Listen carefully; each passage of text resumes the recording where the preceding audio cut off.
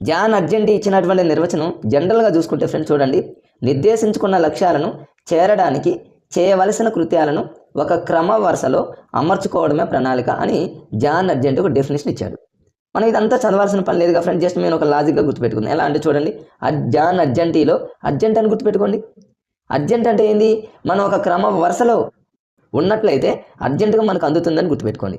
థియేటర్లో టికెట్స్ కోసం ఒక క్రమ వరుసలో ఉన్నట్లయితే టికెట్ వస్తుందని గుర్తుపెట్టుకోండి.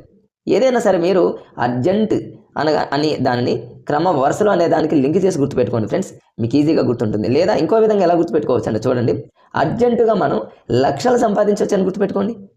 లక్ష్యాలను అంటే మీరు లక్షలు అని గుర్తుపెట్టుకోండి, అర్జెంటుగా లక్షలను సంపాదించాలని గుర్తుపెట్టుకోండి. లేదా ఇంకో విధంగా ఎలా గుర్తుపెట్టుకుంటారంటే, జాన్ అంటే ఫ్రెండ్స్ మనందరికీ తెలిసి హిందీలో ప్రాణం అని అర్థం. ప్రాణాన్ని ఎవ్వరూ కూడా లక్షలతో విలువ కట్టలేమని గుర్తుపెట్టుకోండి.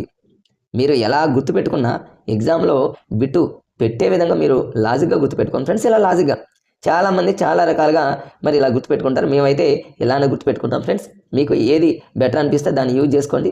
నెక్స్ట్ వచ్చేసి 2 కన్ఫ్యూజియస్ ఇచ్చినటువంటి నిర్వచనం ఏంటంటే చాలా ఈజీ ఫ్రెండ్స్. ఇది ఏంటంటే, భవితకు ప్రణాళిక వేయని మనిషికి ఆదిలోనే హంసపాదు సాక్షాత్కరిస్తుంది అనేటటువంటి నిర్వచనాన్ని కన్ఫ్యూజియస్ అనేటటువంటి ఆయన ఇచ్చాడు. దీని అందులోనే ఉందిగా ఫ్రెండ్స్. కన్ఫ్యూజ్ అంటే ఏంది, మన భవిష్యత్తు ఒక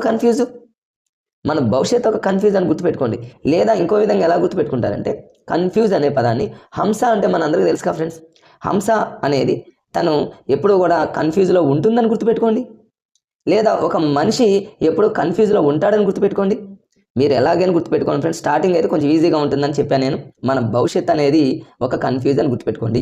అలా ఈజీగా కన్ఫ్యూజ్ అనగానే మీరు భవిత అనగానే భవిష్యత్ అని గుర్తుపెట్టుకుంటే మీకు ఈజీగా గుర్తుంటుంది ఫ్రెండ్స్. నెక్స్ట్ చూద్దాం, బెంజమిన్ ఫ్రాంక్లిన్ ఇచ్చినటువంటి డెఫినేషన్ ఏంటంటే, తగిన సన్నద్ధత లేకపోవడం వల్ల విఫలం కావడానికి సన్నద్ధత అవుతుంది అన్నాడు. సరే, ఇది మనకి దాని గురించి అంత మీనింగ్ ఏం అవసరం లేదు ఫ్రెండ్స్, జస్ట్ మనం ఒక లాజిక్గా గుర్తుపెట్టుకోవాలి.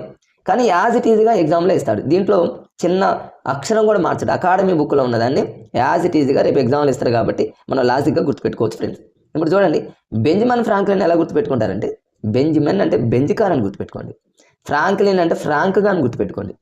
ఫ్రాంక్గా బెంజ్ కారు అనేది ఎవరికైనా సరే లేకపోవడం వల్ల మరి విఫలం అని గుర్తుపెట్టుకోండి. లేదా ఇంకో విధంగా ఎలా గుర్తుపెట్టుకుంటారంటే, బెంజమిన్ ఫ్రాంక్లిన్లో బెంజ్ కార్ అనేది తగిన సన్నద్ధత లేకపోతే, అంటే తన బెంజ్ కారు యొక్క ఆ డ్రైవింగ్ అనేది తగిన సన్నద్ధత లేకపోతే మనం